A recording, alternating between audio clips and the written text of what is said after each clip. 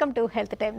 ఏజ్కి రిలేటెడ్గా spine problems ఎలా ఉంటుంటాయి, చిన్న వయసులో తలెత్తే వెన్నెముక సంబంధిత సమస్యలు ఏంటి, డిస్క్ ప్రాబ్లమ్స్ని ఎప్పుడు ఎమర్జెన్సీగా భావించాల్సి ఉంటుంది, ఎప్పుడు ఎమర్జెన్సీగా స్పైన్ సర్జరీ చేయాల్సి ఉంటుంది, నవేడేస్ చిన్న కోతతో చేసే ఎండోస్కోపిక్ స్పైన్ సర్జరీ వల్ల ఎలాంటి ప్రయోజనాలు ఉంటాయి, ఈ వివరాలు అందించడానికి Star Hospitals spine and neuro surgeon doctor Bala Rajasekhar గారు మనతో ఉన్నారు. ఆయన అడిగి మరిన్ని విషయాలు తెలుసుకుందాం. నమస్తే అండి, వెల్కమ్ టు ది షో. అంటే అసలు ఏజ్కి రిలేటెడ్గా స్పైన్ ప్రాబ్లమ్స్ ఎలా ఉంటుంటాయి, చిన్న వయసులో ఎలాంటివి కనిపిస్తుంటాయి, వయసు పైబడే కొద్దీ ఎలాంటివి కనిపిస్తుంటాయి? మీరు అన్నట్లుగా ఓల్డ్ ఏజ్లో వచ్చే డిసీజ్ అయితే డీజనరేటివ్ స్పైన్ డిసీజ్ అంటాము. డీజనరేషన్ అంటే మన వయసుతో పాటు వచ్చే మార్పులు, ఎముకలు అరిగిపోవడం వల్ల కానివ్వండి, దానివల్ల వచ్చే పర్యవసానంగా వచ్చే వాటిని ఏజ్ రిలేటెడ్ డీజనరేటివ్ డిసీజ్ అంటారు. అంటే వీళ్ళలో ఫ్రాక్చర్స్ రావడము, అంటే స్పాండ్లోలిస్థెసిస్ కానీ స్పాండ్లోలైసిస్ కానీ రావడము, లేకపోతే బోన్ ఓవర్ గ్రోత్ అవ్వడం వల్ల, లేకపోతే డిస్క్ ఓవర్ గ్రోత్ అవ్వడం వల్ల ఫొరామెన్ స్టినోసిస్ కానీ స్పైనల్ కెనాల్ స్టినోసిస్ కానీ రావడం జరుగుతూ ఉంటుంది. అండ్ ఇంకా కొంతమంది ఓల్డ్ ఏజ్లో బోన్ బలహీనత, ఆస్టియోపోరోసిస్ అంటాం కదా, ఆస్టియోపోరోసిస్ అసోసియేటెడ్ ఫ్రాక్చర్స్ ఇట్లాంటివి కూడా వస్తూ ఉంటాయి. అదే యంగ్ పీపుల్లో తీసుకున్నట్లయితే ఇవాళ రేపు అందరికీ ఆల్మోస్ట్ అన్ని రకాల స్పెక్ట్రంలో అన్నీ వస్తూ ఉన్నాయి. బట్ మోర్ కామన్లీ యంగ్ పీపుల్లో తీసుకున్నట్లయితే డిస్క్ డిసీజెస్ లేకపోతే మజిల్ రిలేటెడ్ డిసీజెస్ ఎక్కువ ఉంటాయి. అంటే మజిల్ స్పాజమ్స్ కానివ్వండి, బికాస్ ఆఫ్ ద ఆక్యుపేషన్, ఎక్కువసేపు కూర్చొని పనిచేయడము, లేకపోతే ఎక్కువ ప్రయాణాలు చేయడము, ఇట్లాంటి వల్ల lack of physical activity, obesity, ఈ కారణాల వల్ల మోస్ట్ ఆఫ్ ద టైమ్స్ వీళ్ళకి మజిల్ రిలేటెడ్ స్పాజమ్స్ కానివ్వండి, లేకపోతే డిస్క్ డిసీజెస్ కానీ ఎక్కువ మనం యంగ్ పీపుల్లో చూస్తూ ఉంటాం.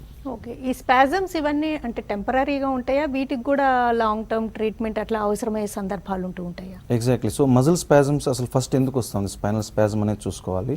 సో డెఫినెట్గా life style modification and dietary modification ఏమన్నా, ఎక్సెసివ్ స్మోకింగ్ కానివ్వండి, ఆల్కహాల్ కానివ్వండి, అండ్ ప్యాటర్న్ ఆఫ్ వర్క్ అంటే frequent change of position with exercise, obesity ఉన్నట్లయితే దాన్ని కంట్రోల్ చేసుకోవడం, ఎక్సర్సైజ్ చేసుకోవడం, ఇట్లాంటివి చేసుకుంటే చాలా మందిలో రిలీఫ్ వచ్చేస్తుంది.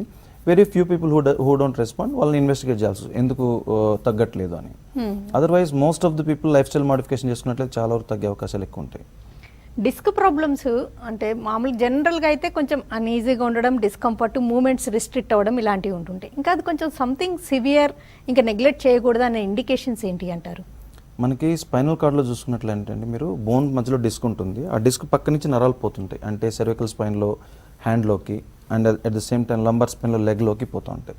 సో ఆ డిస్క్ ఎట్ సైడ్ బయటకు వస్తుంది, అంటే లెఫ్టా రైటా లేకపోతే సెంటర్లో అని దాన్ని బట్టి మనకి సింటమ్స్ ఉంటాయి. ఫర్ ఎగ్జాంపుల్ రైట్ సైడ్ బయటకు వచ్చి రైట్ సైడ్ నర్వ్ని కంప్రెస్ చేస్తుంది అనుకోండి, డిపెండింగ్ ఆన్ ద లెవెల్ మనకి చేయి లాగేసినట్టు అనిపించడం కానీ, గుంజేసినట్టు అనిపించడం కానీ, వేళ్ళ వరకు లాగడం కానీ, సో దీన్ని రాడికులర్ సింటమ్స్ అంటాం. And at the same time lumbar స్పైన్లో కింద నడుం భాగంలో చూసుకున్నట్లయితే సయాటిక్ పెయిన్ అందరికీ తెలిసి ఉంటామే. సో లాగడము, కాళ్ళు లాగేసినట్టు అనిపించడం, గుంజినట్టు అనిపించడం తెలుస్తూ ఉంటుంది. ఇంకా సివియర్ స్టేజెస్లో సెంట్రల్ కంప్రెషన్ ఉన్నట్లయితే వాకింగ్ డిఫికల్టీ రావడము, యూరినరీ ఇన్కాంటినెన్స్ రావడము, సో ఇట్లాంటివి జరుగుతూ ఉంటాయి అనమాట. సో ఈ స్టేజ్కి వెళ్తూ ఉందంటే కొంచెం ఆలోచించుకోవాలి. అండ్ రాడికులోపతి కూడా వస్తుందన్నా కానీ yes there is a disc disease with significant compression. Call చూద్దామండి. హలో మేడం గారు, నమస్తే మేడం గారు. నమస్తే అండి, చెప్పండి. డాక్టర్ గారితో మాట్లాడండి. వింటున్నారండి, మీ క్వశ్చన్ అడగండి. చెప్పండి సార్. నమస్తే సార్, డాక్టర్ గారు. నమస్కారం అండి. మరి మదర్కి ఫస్ట్ లెఫ్ట్ హ్యాండ్తో మజిల్ వేస్టేజ్ అని స్టార్ట్ అయింది సార్, లెఫ్ట్ హ్యాండ్. తర్వాత రైట్ హ్యాండ్కి వచ్చి అటాక్ అయింది అది. అయితే హైదరాబాద్ నిమ్స్లో ట్రీట్మెంట్ చేపిస్తే ఈఎంజీ టెస్ట్ చేపిస్తే ఎంఎండి మోటార్ న్యూరాన్ డిసీజ్ అని చెప్పారు సార్. అయితే అది C5 to T1 preganglionic lesion form అయిందన్నారు. దానికి ఏమన్నా సర్జరీ కుదురుతుందా సార్? మీ పేరేం పేరు అన్నారండి? రత్నాకర్ సార్, కృష్ణా జిల్లా తిరువూరు. మదర్కి సార్, మదర్కి ప్రాబ్లం అది. C5 to T1 preganglionic lesion. Okay. So Ratnakar గారు చెప్పినట్టుగా మోటార్ న్యూరాన్ డిసీజ్ అనేది కంప్లీట్లీ డిఫరెంట్ స్పెక్ట్రమ్ అండి. ప్రీ గ్యాంగ్లియనిక్ లీజన్ అనేది ఒక ట్యూమరో లేకపోతే ఒక డిస్కో కాదు. మోటార్ న్యూరాన్ డిసీజ్ అనే దాంట్లో క్రమేపీ మన స్పైనల్ కార్డ్లో ఏదైతే నరాలు ఉంటాయో, మన కండరాలకు సంబంధించిన నరాలు, అవి కృషించిపోతూ ఉంటాయి అన్నమాట. సో ఆ పరంగా దాన్ని లీజన్ అని చెప్పి ఉంటారు తప్పితే అది ట్యూమరో లేకపోతే డిస్క్ అని కాదండి. ఒకవేళ ట్యూమర్ ఉన్నా, డిస్క్ ఉన్నా, బ్లీడింగ్ లాంటిది ఉన్నా అట్లాంటి వాటికి సర్జరీ అవుతుంది. కానీ మోటార్ న్యూరాన్ డిసీజ్ అనేదానికి సర్జరీ అనేది ఇప్పటివరకు లేదండి. మోస్ట్ ఇది మెడికల్ మేనేజ్మెంట్లోనే మనం చూసుకోవాల్సి వస్తుంది. ఒక్కోసారి డిస్క్ ప్రాబ్లమ్స్కి మీరు ఎమర్జెన్సీగా సర్జరీ గురించి కూడా ఆలోచించాల్సి ఉంటుంది, అంటే డిలే చేయకూడదు అంటారు. ఎలాంటి సిమ్టమ్స్ ఉన్నప్పుడు అని? ఎగ్జాక్ట్లీ. ఇందాక మనం డిస్కస్ చేసుకున్నట్లుగా కాడా ఎక్వినస్ సిండ్రోమ్ అని కొన్ని ఉంటాయండి. అంటే ఇప్పుడు లంబార్ డిస్క్ చూసుకున్నట్లయితే సడన్ ఎక్స్క్రూషియేటింగ్ పెయిన్ వచ్చేసి and at the same time వాళ్ళకి యూరిన్ ఆగిపోతూ ఉంది అండ్ యాంకిల్ పవర్ డెఫిషియన్సీ వస్తూ ఉంది అనుకున్నప్పుడు ఎమర్జెన్సీలో చేయాలి. ఎంత ఎమర్జెన్సీగా చేస్తే రిజల్ట్స్ అనేవి అంత బాగుంటాయి. చాలామందికి అవేర్నెస్ లేక యూరిన్ ఆగిపోయినా నొప్పి వల్ల ఆగిపోయింది అనుకొని సో 2-3 డేస్ తర్వాత రావడం జరుగుతూ ఉంటుంది. సో ఇట్లాంటి వాళ్ళలో సర్జరీ చేసినా కానీ బెనిఫిట్స్ అనేవి పెద్ద ఉండకపోవచ్చు. So the earlier the better ఇట్లాంటి సిచ్యువేషన్లో. And at the same time కొన్నిసార్లు బ్లీడ్స్ వస్తాయి, ఎపిడ్యూరల్ హెమటోమాస్ కానివ్వండి, ఇట్లాంటివి ఇన్ఫెక్షన్ వల్ల యాబ్సెస్ కానివ్వండి. సో సడన్ వీక్నెస్ వచ్చేసి వీళ్ళు ఫాస్ట్ డిటోరేట్ అయిపోతారు పవర్లో. సో అట్లాంటి వాళ్ళు మనం ఎమర్జెన్సీలో చేసుకున్నట్లయితే రిజల్ట్స్ అనేవి బాగుంటాయి. చాలామందికి ఎక్కడ ప్రాబ్లం వస్తుంది అంటే బ్యాక్ పెయిన్ అంటే ఫస్ట్ భయం ఉంటుంది, పోతానే సర్జరీ చెప్తారని. So maximum number of times pain killers లేకపోతే మసాజ్లు ఇట్లాంటివి చేసుకొని టైం స్పెండ్ చేస్తూ ఉంటారు. And at the same time pain ఎక్కువైనా కానీ దాని పార్ట్ ఆఫ్ ద స్పెక్ట్రమ్ అని చెప్పి డిలే చేయడం జరుగుతుంది. బట్ ఇట్లాంటి డేంజర్ సైన్స్ వచ్చినప్పుడు ఎస్పెషల్లీ పెయిన్ మునుపున్న పెయిన్ లాగా లేదు, చాలా తీవ్రంగా ఉంది అండ్ యూరిన్ పోవడం ఇబ్బందిగా అనిపిస్తుంది, నడక ఇబ్బందిగా అనిపిస్తుంది and at the same time మనకి కాన్స్టిపేషన్ లాంటివి వస్తూ ఉన్నాయి అండ్ యాంకిల్ పవర్ ఉండట్లేదు, లెగ్స్లో పవర్ ఉండట్లేదు. సో ఇట్లాంటివి వచ్చినప్పుడు మాత్రం ఎమర్జెన్సీలో కన్సల్ట్ ఎమర్జెన్సీ సర్జరీ చేయించుకోవాల్సి ఉంటుంది. అప్పుడే రిజల్ట్స్ బాగుంటాయి. ఒక కాల్ ఇద్దామండి. హలో మేడం నమస్తే మేడం. నమస్తే అండి, చెప్పండి. మేడం నాకు మెడ నొప్పి ఎక్కువ అయిపోయింది అది మేడం ఇక్కడ. చెప్పండి. మెడ నొప్పి ఎక్కువ అయిపోయింది అది మేడం. అది డిస్క్ కొద్దిగా అరిగినట్టు ఉందని చెప్పారు మేడం. ఎన్ని రోజుల నుంచి ఉందమ్మా ఇట్లా నొప్పి? ఒక 1 year గా ఉంది సార్ లైట్ గా. ఇప్పుడు ఎక్కువ అయిపోయి స్కాన్ చేసినాము. స్కాన్ చేసిన తర్వాత ఇది అరిగింది అది లైట్ గా అని చెప్పారు సార్. ఇంకా చేయి లాగినట్టు కానీ గుంజినట్టు కానీ అట్లా ఏమైనా అనిపిస్తుంటుందమ్మా? అవును సార్. ఒకసారి మెడ వంచినా ఏ పని చేసినా నొప్పి ఎక్కువగా ఉంటుంది. ఒక చేయి లాగుతుందని కానీ వేళ్ళు తిమ్మిర్లు అనిపిస్తున్నాయని కానీ? అప్పుడప్పుడు వస్తుంది సార్. ఇప్పుడు టాబ్లెట్స్ వాడతా ఉన్నాను. ఇక్కడ తిరుపతిలో సింట్లో చూపించుకున్నాను సార్. సో ఈ సింటమ్స్ అనేవి సెర్వికల్ స్పాండిలైటిస్ సింటమ్స్ ఉంటాయి కదా, డిస్క్ అరిగిపోయి అంటే డిస్క్ బయటకు వచ్చిందని కొన్నిసార్లు అరిగిపోయిందని చెప్తుంటారు. సో స్పైనల్ కార్డ్ కంప్రెషన్ వల్ల మనకి సింటమ్స్ వస్తూ ఉంటాయి. సో ఈ సింటమ్స్ వచ్చినప్పుడు ఎంత కంప్రెషన్ ఉంది, కొంతమందికి కంప్రెషన్ మైల్డ్గా ఉన్నా కానీ సింటమ్స్ ఎక్కువ ఉండొచ్చు బికాస్ ఆఫ్ మెనీ రీజన్స్. అంటే వెయిట్ బేరింగ్ హ్యాబిట్ ఏమన్నా ఉందా, లేకపోతే మజిల్ పవర్ ఎలా ఉంది. సో వీటన్నిటిని బట్టి కూడా మనకి సింటమ్స్ అనేవి డిపెండ్ అవుతాయి. సో మీ కంప్రెషన్ ఎంత ఉంది, కంప్రెషన్ సివియర్గా ఉన్నట్లయితే సర్జికల్ మేనేజ్మెంట్ అడ్వైజ్ చేయడం జరుగుతుంది. అదర్వైజ్ కంప్రెషన్ ఎక్కువ లేకపోయినా కానీ మన సింటమ్స్ ఎక్కువ ఉన్నాయి అంటే విత్ మెడికేషన్ ఫిజియోథెరపీతో చాలా మందికి, అంటే ఫిజియోథెరపీ అంటే నాట్ ఓన్లీ ఐఎఫ్టీ అల్ట్రాసౌండ్ ఇవే కాకుండా ఎక్సర్సైజ్ అంటే స్ట్రెంగ్తనింగ్, మజిల్ స్ట్రెంగ్తనింగ్ చేసుకోవడము, అట్లాగే బోన్ డెఫిషియన్సీ ఉంటే బోన్ స్ట్రెంగ్తనింగ్ చేసుకోవడం. సో ఇట్లాంటివి చేసుకోవడంలో చాలామందికి సింటమ్స్ అనేవి రిలీఫ్ అవుతాయి. And at the same time expectations అంటే మందులు రాసిచ్చారు వితిన్ 10 days తగ్గిపోవాలి, 15 days తగ్గిపోవాలి, లేకపోతే తగ్గకపోతే ఇంక నాకు తగ్గదని మైండ్ సెట్లోకి వెళ్ళిపోవడం, ఇట్లాంటివి ఉండకూడదండి. ఇది ఒక క్రానిక్ ప్రాసెస్.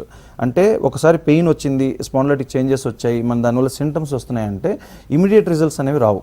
సో గ్రాడ్యువల్గా మనం మన లైఫ్ స్టైల్ మోడిఫికేషన్ ఏది చేసుకోవాలి, ఎక్సర్సైజ్ ఏ విధంగా చేసుకోవాలి, పని ఏ విధంగా చేసుకోవాలి, ఏది అవాయిడ్ చేయాలి, and at the same time exercises క్రమేపీ ఎలా పెంచుకోవాలి అండర్ గైడెన్స్. చాలామంది చేసే మిస్టేక్ ఏంటంటే 2-3 sessions ఫిజియోథెరపీకి వెళ్తారు, దాని తర్వాత నాకు పెయిన్ తగ్గట్లేదని మానేస్తారు.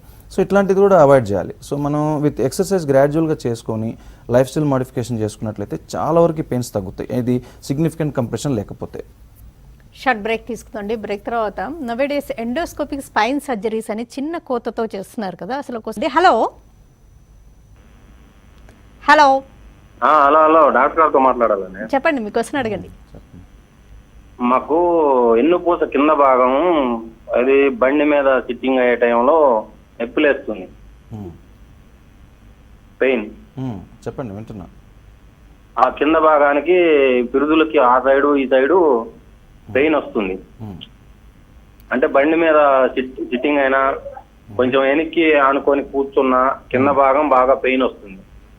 ఓకే, అది తగ్గే మార్గం చెప్పండి సార్. ఇలా ఎన్ని రోజుల నుంచి ఉంది మీకు? సుమారు ఒక 6 నెలలు అయిందండి. అయితే మధ్యలో ఏదో డి విటమిన్ మాత్రలు, ఈ విటమిన్ మాత్రలని ఇచ్చారు లోకల్లో. అవి వాడాను కానీ ఏం మార్పు ఏం లేదు. సౌండ్ వల్ల సీట్ మీద కూర్చోమన్నారు కొన్ని రోజులు, దాని మీద కూడా ఏదో ఇదేమనిపించలేదు.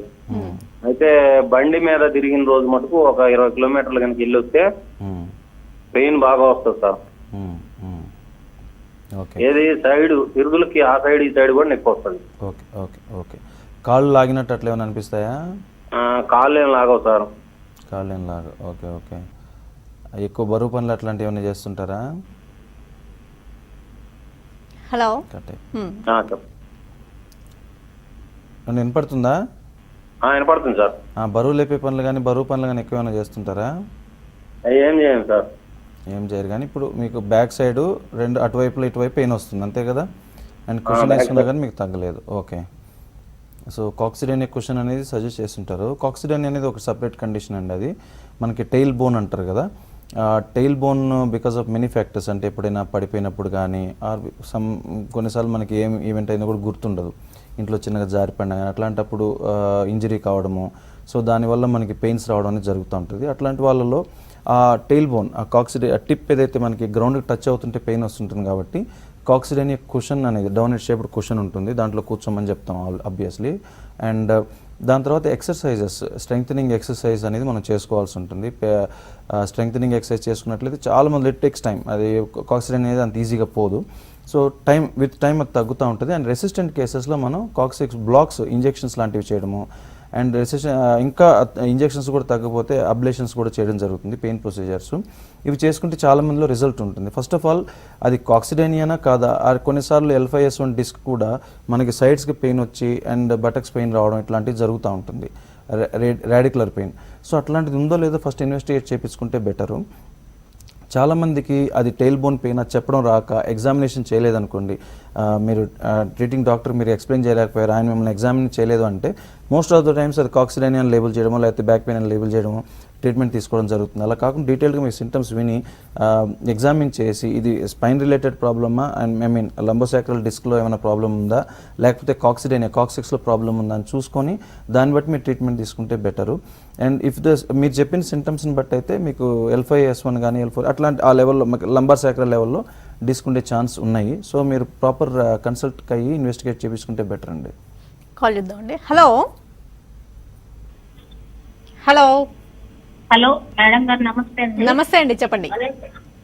డాక్టర్ గారు నమస్తే సార్. నమస్కారం అండి.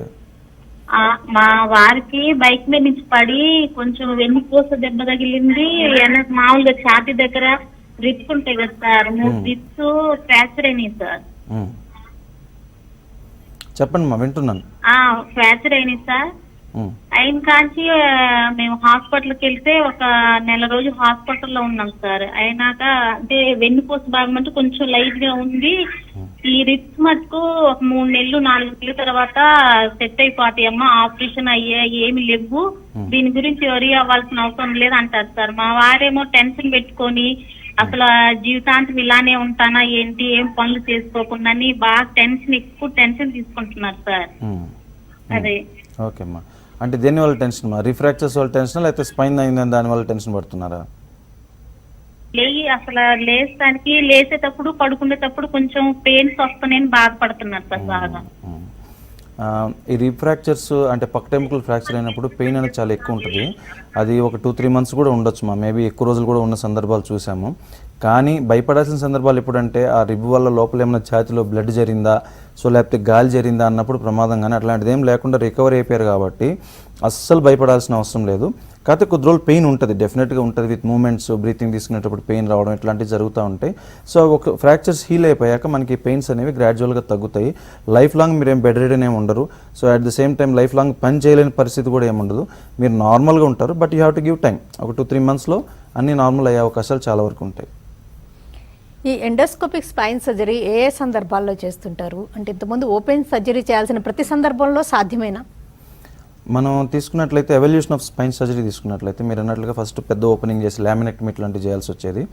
ఈవెన్ ఫర్ స్మాల్ డిస్క్ కూడా లామినెక్టమీ అంటే ఓపెన్ చేసి కొంచెం బోన్ తొలగించి దాని తర్వాత డిస్క్ సర్జరీ చేయాల్సి వచ్చేది. దాని తర్వాత మనం మైక్రోస్కోపీ వచ్చాక కొంచెం స్మాల్ ఇన్సిషన్స్ ఇచ్చి కొంచెం బోన్ లేకుండా ఎల్లో లిగమెంట్ డిసెక్షన్ చేసి డిస్క్ తీయడం జరిగేది. ఇప్పుడు ఎండోస్కోపీ వచ్చాక అసలు ఆ మాత్రం సెంటర్లోంచి పోకుండా సైడ్ నుంచి వెళ్తున్నాం. సైడ్ నుంచి వెళ్ళి జస్ట్ 1 సెంటీమీటర్ స్కోప్ ఉంటుంది, 1 centimetre.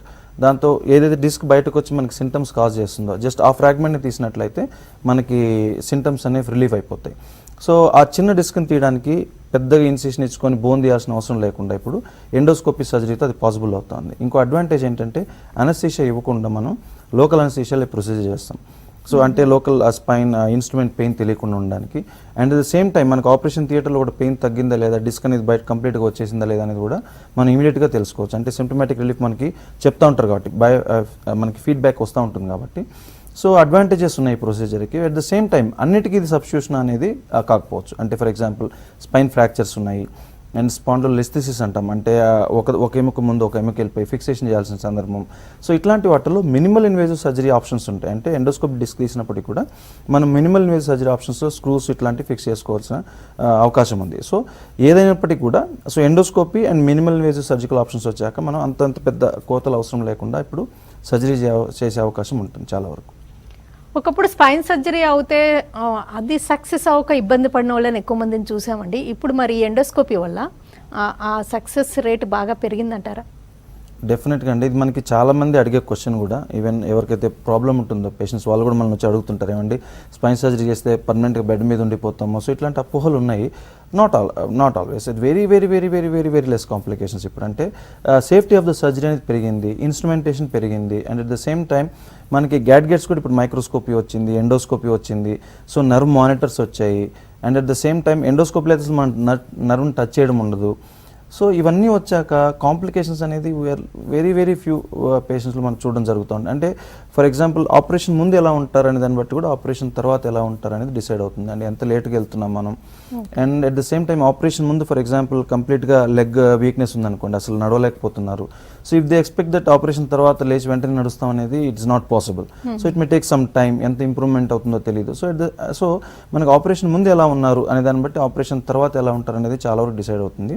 But at the same time surgery వల్ల ఏమైనా కాంప్లికేషన్స్ అవుతాయనేది ఈ రోజుల్లో మనం very very less chances. Even in open surgeries కూడా మన కాంప్లికేషన్స్ అనేవి మనం ఈ రోజుల్లో చూడడం చాలా తక్కువ అయిపోయిందండి. ఓకే. అసలు ఈ డిస్క్ ప్రాబ్లమ్స్ అనేవి లైఫ్ స్టైల్ డిజార్డర్గా ఉన్నాయి. చాలా యంగ్స్టర్స్లో కూడా చూస్తున్నాం కదండి. అవి ఇయర్స్ టుగెదర్ అలాగా మేనేజ్ చేస్తూ ఉంటారు రకరకాల పద్ధతుల్లో. కానీ ఎప్పుడు అది అసలు అంటే ఎన్ని ఇయర్స్ తర్వాత ఒక ఎమర్జెన్సీ సిచ్యువేషన్కి లీడ్ చేయడం అలాంటివి గమనిస్తూ ఉంటారు. అంటే ఎవరికి వాళ్ళు మేనేజ్ చేస్తూ ఉంటారు, అది ఒక అలవాట్లాగా మారిపోతుంది లైఫ్లో. ఎగ్జాక్ట్లీ అండి. ఇది టూ థింగ్స్. ఒకటి రేడియోలాజికల్ డిస్క్ అంటే ఎంఆర్ఐలో కనిపించే డిస్క్, ఒకటి సిమ్టమాటిక్ డిస్క్ అంటే ఆ డిస్క్ వల్ల మనకు వచ్చే సింటమ్స్. చాలామంది ఏం చెప్తారంటే ఓపీలోకి వచ్చినప్పుడు కూడా మీకు ఏం ప్రాబ్లం ఉంది బాసు అంటే నాకు L4 L5 డిస్క్ ఉంది, L5 S1 డిస్క్ ఉందని చెప్తారు. సో ఇంప్రెగ్నేట్ అయిపోద్ది వాళ్ళ మైండ్లో డిస్క్ ఉంది అనేది. So seeing so much YouTube కానివ్వండి, గూగులింగ్ అని ఇవన్నీ చేసి. So no need to worry. So disc అనేది, డిస్క్ ప్రొలాప్స్ అనేది, డిస్క్ చేంజెస్ అనేవి ఇవాళ రేపు ప్రతి ఒక్కరికి ఉంటాయి. దానివల్ల మనకు సింటమ్స్ వస్తున్నాయా లేదా, సింటమ్స్ రావట్లేదు అనుకోండి, no need to worry. Symptoms వచ్చి ఒకవేళ ఇంప్రూవ్ అయ్యారనుకోండి, ఎస్ ఇట్స్ బెటర్ దట్ మనం కంటిన్యూ సేమ్ లైఫ్ స్టైల్, మళ్ళీ ఓల్డ్ లైఫ్ స్టైల్కి పోకుండా మనం కంటిన్యూ చేసుకున్నట్లయితే చాలా వరకు మనం దాని గురించి మైండ్లోంచి వదిలేయాలి. చాలామంది ఇంకోటి ఏంటంటే ఈవెన్ సర్జరీ అయినప్పుడు కూడా ఈ సర్జరీ అయిపోయింది కదా మళ్ళీ లెవెల్లో వస్తుందేమో, సో ఇట్లాంటి మైండ్లో నడుస్తూ ఉంటాయి అనమాట. సో సంథింగ్ సైకలాజికల్ కూడా ఉంటుంది, అంటే మళ్ళీ వస్తుందేమో అని భయం. సో ఇట్లాంటివన్నీ వదిలేసి just alter the life style.